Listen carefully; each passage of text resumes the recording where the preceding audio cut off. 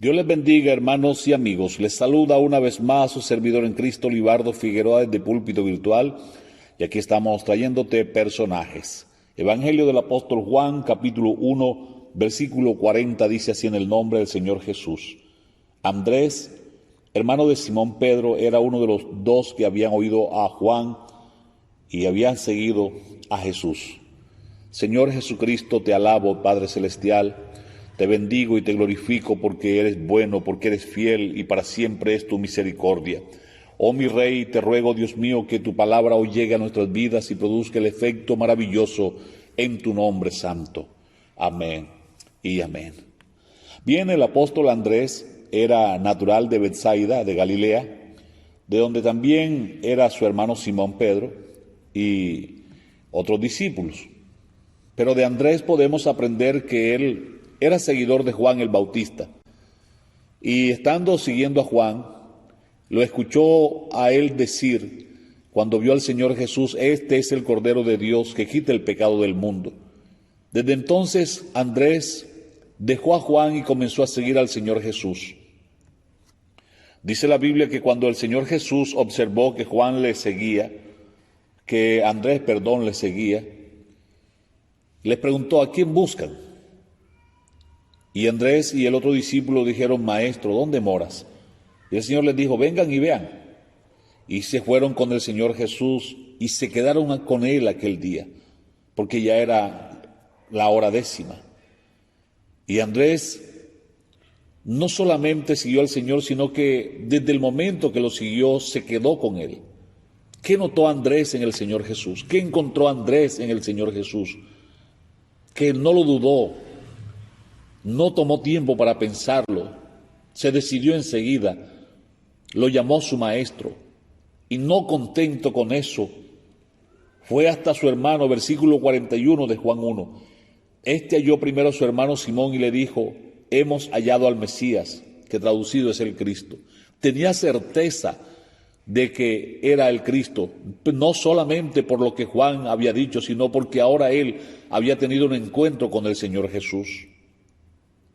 Dice el versículo 42 que trajo a Simón Pedro hasta la presencia del Señor.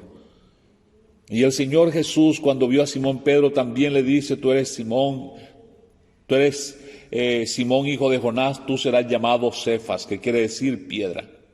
Hermano querido, hermana querida, Dios hoy necesita hombres y mujeres como Andrés, sencillos, que no cuestionen la palabra, que le crean, que le obedezcan, que anden con Él, pero que también se involucren en la obra del Señor como lo hizo Andrés. Dice la Escritura que en aquella ocasión, cuando el Señor hizo el milagro de multiplicar el alimento, fue Andrés, según Juan capítulo 12, los versículos 20 al 22, el que dijo: Señor, aquí hay un muchacho que tiene su porción de comida, unos panecillos y 2 peces, o 2 pececillos y unos panes. Y aquello que Andrés sabía, trajo al muchacho hasta el Señor, y el Señor realizó el milagro, según Juan 6, 8. Fue Andrés el mismo que tomó de aquella canasta y le repartió a la multitud, sabiendo que llevaba una sola porción, pero de regreso traían una canasta llena. Fue Andrés el mismo que en una ocasión dice la Biblia que unos griegos querían hablar con el Señor Jesús, pero no podían porque la multitud estaba alrededor de la casa y era imposible llegar hasta donde estaba el Señor. Mas saliendo Andrés, atendió la necesidad de aquellos y le hizo el comentario a Jacobo y a Juan, y juntos fueron y hablaron con el Señor Jesús. Este mismo Andrés estaba en el aposento alto esperando el derramamiento del Espíritu Santo. Hombres como Andrés, servidores como Andrés, sencillos, que no hacen alarde de sus dotes, que son efectivos, que actúan cuando tienen que actuar, que hacen lo correcto, que llevan las personas perdidas a los pies del Señor, que atienden al necesitado, que ponen el recurso, aunque sea poco, que tienen en las manos de Dios para que multiplique y alcance para los demás, son los que se necesitan hoy en la iglesia.